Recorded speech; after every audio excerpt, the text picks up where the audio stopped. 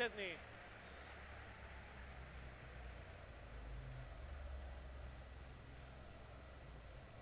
Μαγιόρκα, Σεβίλη, Σοσιεδά, τα τρία μάτς που έχει η Ρεάλ.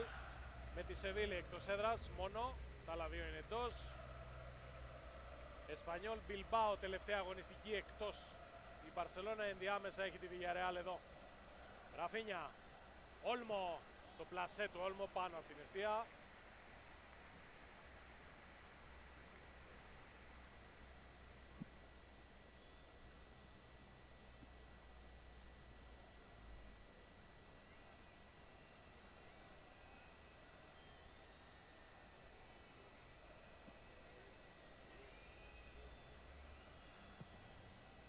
Μακριά ο Κουρτουά.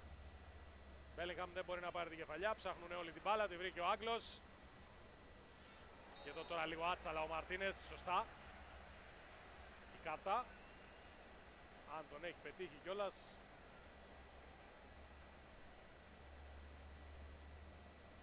Για να δούμε. Στο χέρι τον βρήκε, δεν τον πέτυχε. Στο κορμί έχει πάει πολύ άσχημα. Ο Μαρτίνεθ βέβαια. Πρώτη κάρτα σε παίκτη της Μπαρσελόνα. Τυχερός είναι ο Μπέλιγχαμ.